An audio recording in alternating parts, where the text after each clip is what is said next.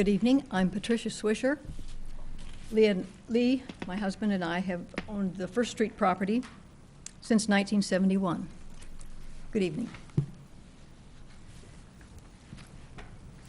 Since our purchase of the property, we have consistently utilized it for our enjoyment, as well as constantly working to control the weed growth and spread, maintaining our livestock and the associated equipment that goes and supplies that goes with that, maintaining the fences and the boundaries. Utilization of the property for hay storage and equipment was done at one time, and there was also a garden there once. Outsiders moving into this area have been able to see the characteristics of this area. We are in our 70s now. Mr. Swisher is now under doctor's care. This property was kept for its future use and its value. So we're requesting a resolution to this annexation and zoning be accomplished as soon as possible.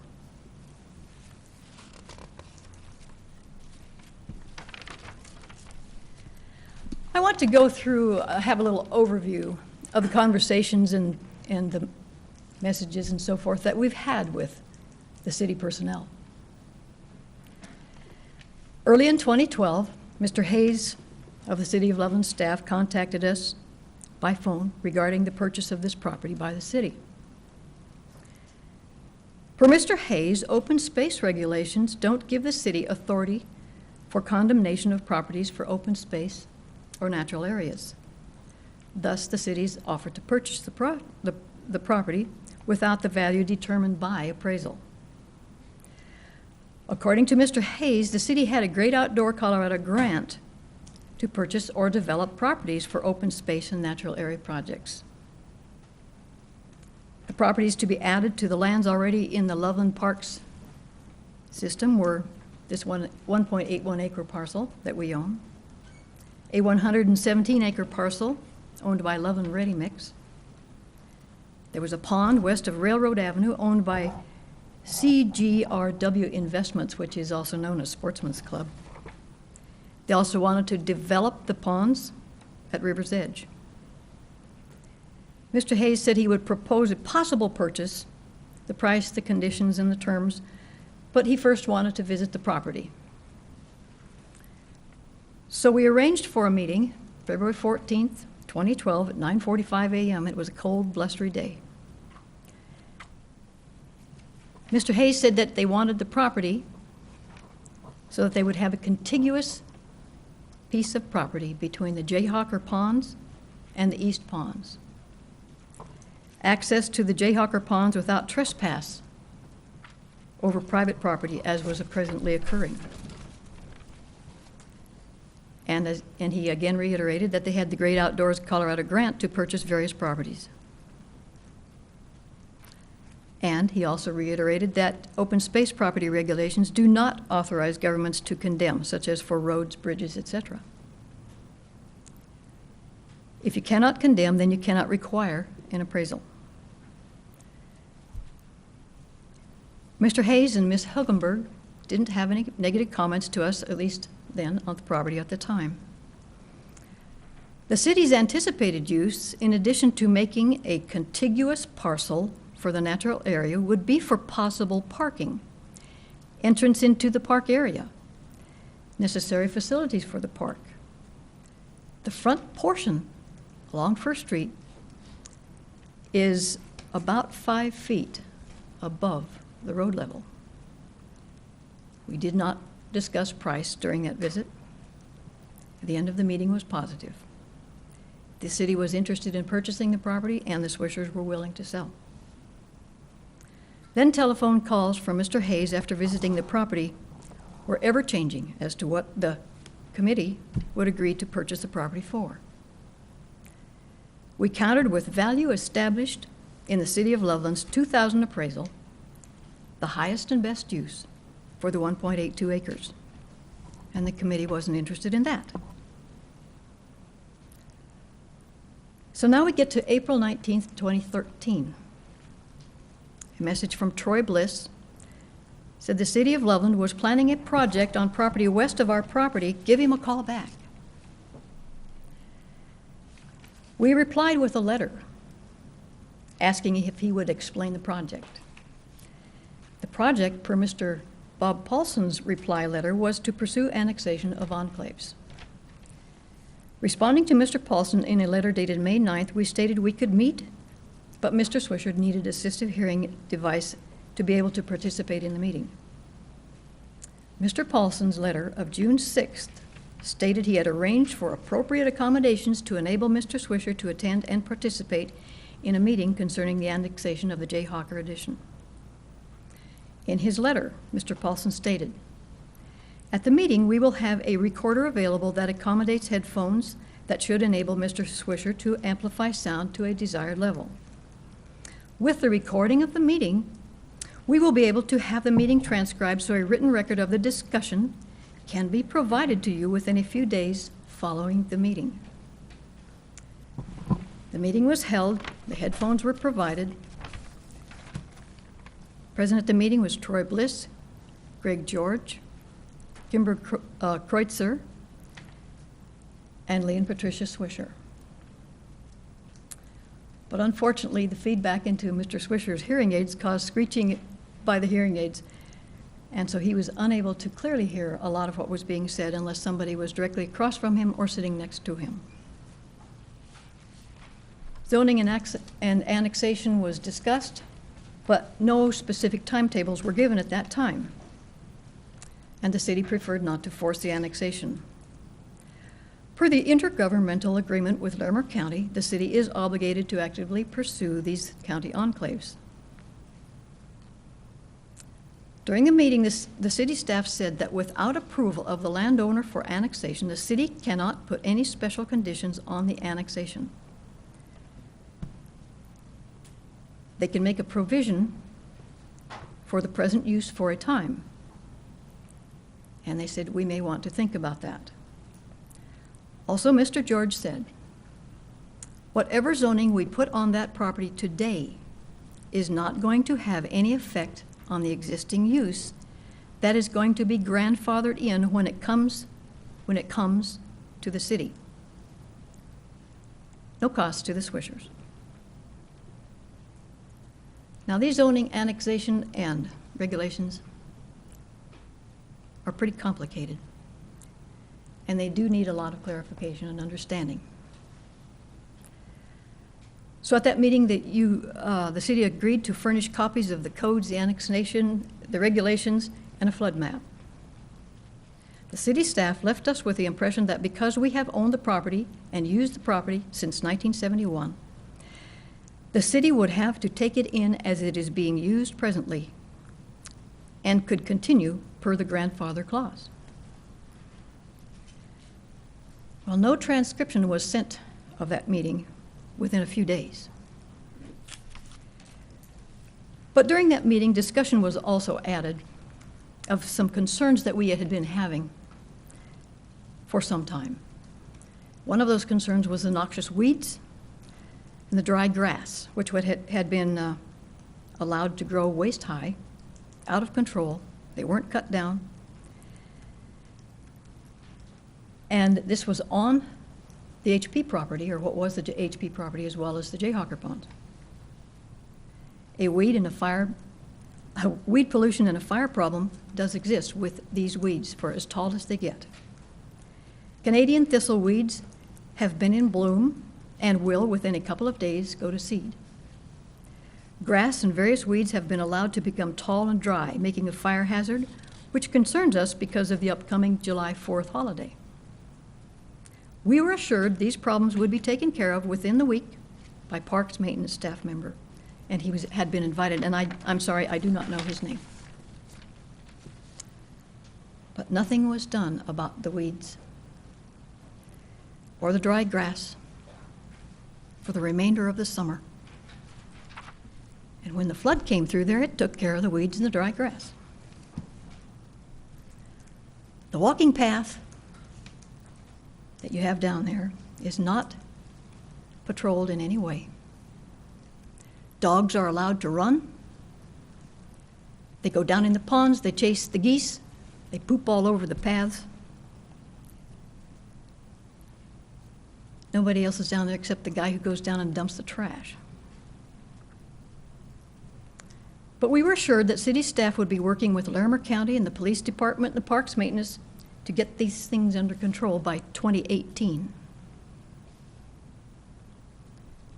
Now, Mr. Hayes called numerous times between June and September with some kind of offers. Now, these were offers on the telephone, and then he would have excuses why the city couldn't purchase the property with our terms considered, and the terms seemed to vary with every call. All of the contacts that Mr. Hayes had with us after February were telephone contacts. The price and the conditions varied. Authority to come to the negotiation table and make a definitive decision was apparently not his. Our 2000 appraisal did provide a basis for the value of that property.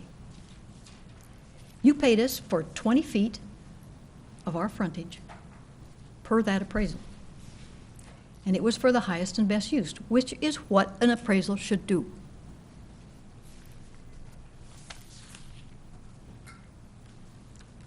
Hewlett-Packard is industrially zoned just to the south of the property. Other businesses are located in the area. We believe that the city's purchase value is based on opinion. It is not based on an appraisal of any kind.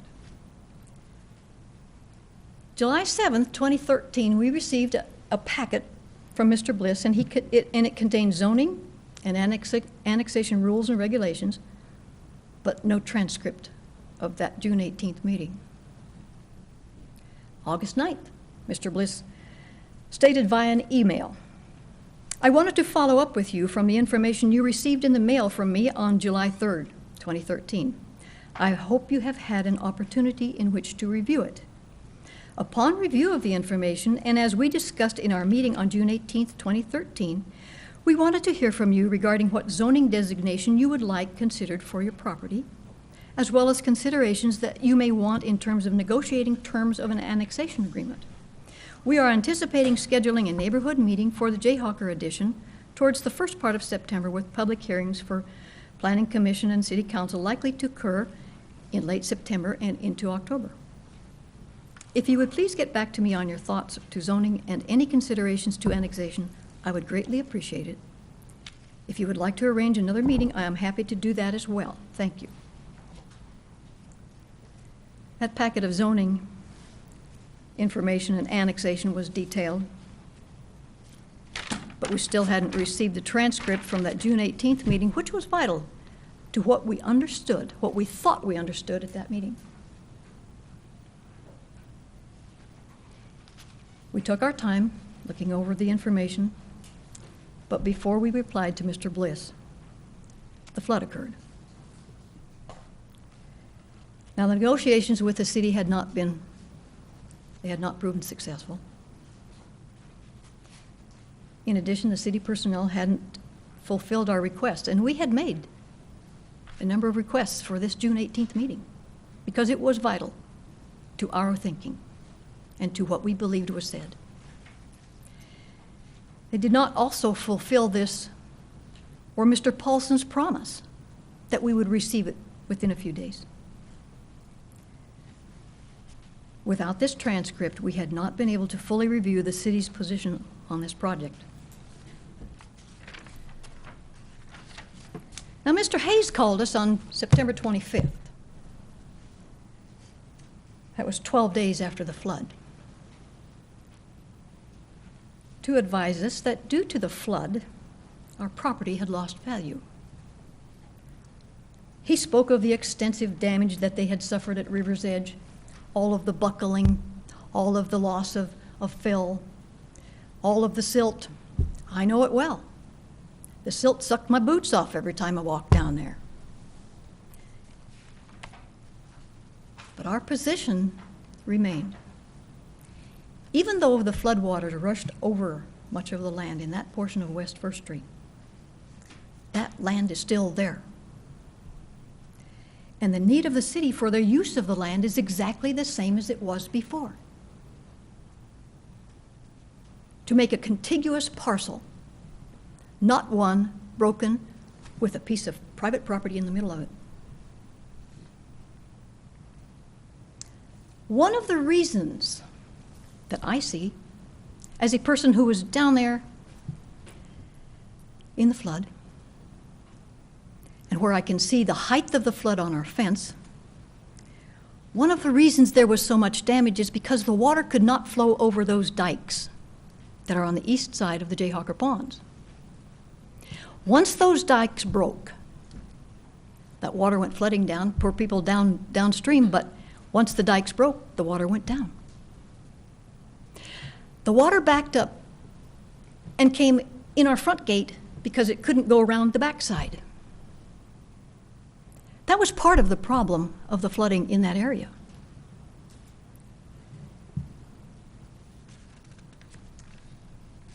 It would be appreciated if, when the city does their work there, that they consider the height of those dikes and how they do affect the flow of the water. Now, the annexation and zoning project originally scheduled for the September through October term apparently was canceled.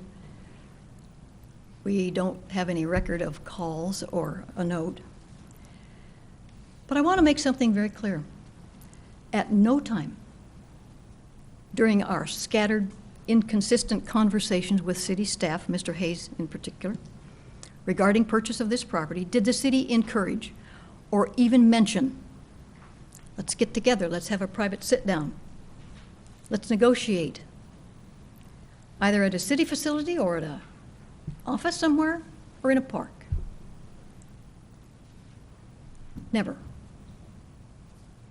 For a much needed resolution to this project. October 16th, Mr. Hayes sent a purchase agreement for the property. This was, in our opinion, the only offer he ever sent.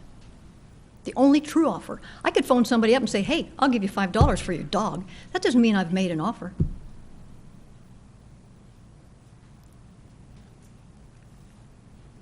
This purchase agreement that Mr. Hayes sent was strictly for the benefit of the city. Everything about it was. The terms, the condition, the price, everything. And it was simply a formality, forbearing the city's intentions to continue their aggressive pursuit to either obtain or obtain control and annex this property. Our reply to Mr. Hayes was that this agreement was not acceptable. And we still hadn't received the transcript of the June 18th meeting to help us understand what had happened. January 2014, Larimer County contacted us saying a complaint had been received regarding the use of our property. The complaint was the next in a series of actions to annex and zone our property forcefully. And in what time frame? The December 6, 2013 complaint was prepared by Rob Burdine of the City of Loveland for the purpose of pushing the annexation and the zoning ahead. Now we had the February 20th neighborhood meeting, 2014. At the neighborhood meeting, the consensus of the Split Rock Mineral Subdivision was that they would like to see negotiations resume for the city to purchase our 1.81 acres. And we clearly stated we were not opposed to negotiating an agreement. And I suggested that somebody in the city staff give me a call. But nobody called. Our rights as property owners do not stop because the city chooses to proceed with a forced annexation. The forced annexation and zoning is being done by the City of Loveland because it can. We must be able to negotiate fair treatment through this annexation and zoning process without fear of reprisal. The terms and conditions must allow landowners the ability to perform what is needed for the term needed, even when regulations are set forth through adverse conditions. So here's what I've pointed out. City began trying to purchase this property in 2012, but it is now forcing the annexation and zoning, even though we have continued contact. In its best interest, the city's purchase of the property at a price agreed upon, at terms agreed upon, at conditions agreed upon by both parties is an excellent solution. Set up negotiation. Continue until an agreement which can be adhered to by all is accomplished. No more skipping around. No more telephone tag. No more changing terms or the conditions or the value. Now, Mr. Swisher and I had not yet received the transcript of that June 18th meeting. We'd requested it several times, and it was pertinent. And I think that those of you who have seen it realize why. Mr. Swisher has not been able to avail himself of a factual, clear understanding of the ramifications of that meeting through the, I was going to say neglect, but I think it was probably more inability of the city to make some kind of a transcript. But I feel that there has been constant, persistent, aggressive, bullying, intimidation through this contact by the city. And all of this while we were attempting to work through the flood. All of this exacerbated our emotional and our physical stresses. Transcript of that June 18th meeting was finally sent via email, thank you to Kimber here, Friday, March 7th, 2014. She sent it at 6:49 p.m. We got the email on March 8th. And it was too late to add a copy of this transcript to your packet, so I did email Kimber this morning and I asked her if she would do it. I suspect she'd already done it. Now, you do have the suggested options. I believe Troy went over those for me. Purchase of the property by the City of Loveland. Your reasons for purchasing that property are just as valid now as they were before the flood. You needed to have a contiguous piece of property between the Jayhawker ponds and the ponds east of that, to provide a place for users of the walking paths and the ponds in the area to assemble, possibly to park, and not trespass over private property in order to get to the ponds or to cross the street to the baseball fields. And you could also provide for parking for the overflow of the baseball fields if you want to do that. This also will address the issue of privacy that property ownership should surround us with. The disruption of the privacy and solitude property ownership should hold is a real issue here, and the purchase of this parcel by the city would eliminate that disruption. The conditions of the purchase would be at a price, conditions, and terms to be negotiated and agreed to by all parties.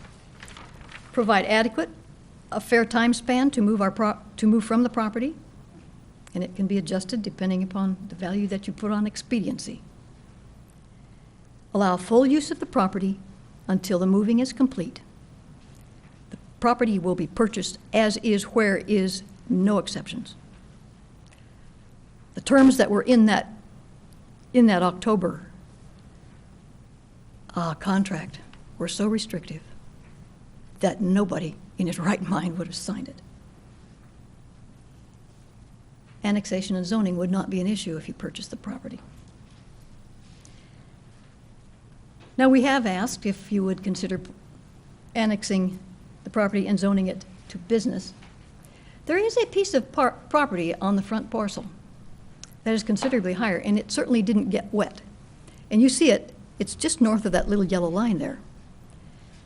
and more of the property would not have been wet except for the dikes.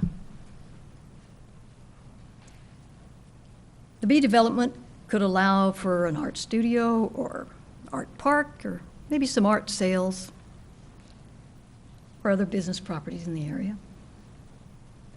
Parking could be available throughout the remainder of the property. Another thing that, if I understood the June 18th meeting, allow annexation, but the use which has occurred over the last 40 years be grandfathered in. Zoning to be compatible with livestock, equipment, the present continuous use, etc. Allow screening of the areas on the property. The fencing around the total property would be reestablished to keep the trespassers out. Give a strong message that trespassing isn't okay. To provide a barrier for anyone who might attempt to trespass on or become injured on the property and therefore hopefully reducing our liability. Allow us full use of the property. The front gate will remain locked. Trespassers, graffiti artists, photographers, etc. will not be tolerated. Paramount is our privacy and solitude on the property. It may be DR zone, but it's still ours. And no tax increase on the property because apparently it's not worth anything anyway, right? In conclusion, Mr. Swisher's severe hearing loss and request for assistance either with assistive listening devices as well as the transcript of a vital meeting in June 2013 are issues which haunt this process. Moving forward with forced annexation and zoning when Mr. Swisher has been unable to satisfactorily comprehend, assess, evaluate, and participate in a process which affects his right to ownership of this parcel of land is not acceptable. It is for this very reason that the city should, in all fairness, either purchase the property or allow full use of the property as it is. And the city must do something as soon as possible. So please contact as soon as possible, establish a date, a place, and a time so that we can negotiate a price and the terms and conditions if the city desires to purchase the property.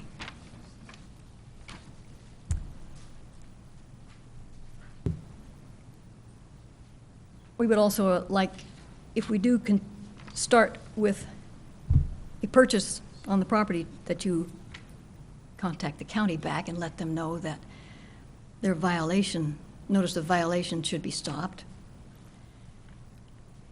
We'd like to have you begin negotiations on this if you want to purchase the property, probably before April 14th, but before that, if we can.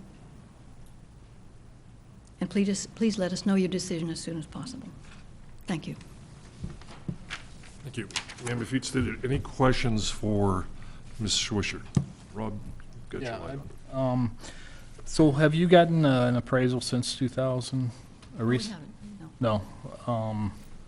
Have you worked with a lawyer with everything that's been going on at all? You know, it's kind of funny you ask that. I think the question that comes to mind is, do I need one? Yeah. Oh, I'm just thinking, so is it in your intention to sell the property if it's at a marketable price? You mean to the city? Yes. Yes. Yeah. If we can come to terms, if we can negotiate agreements that are agreeable to everybody, Okay. not just the city. And your current use is storage, and what else do you do on that property? We do have horses there, You do have horses, huh? absolutely. And we have had livestock there almost continually since we've owned the property.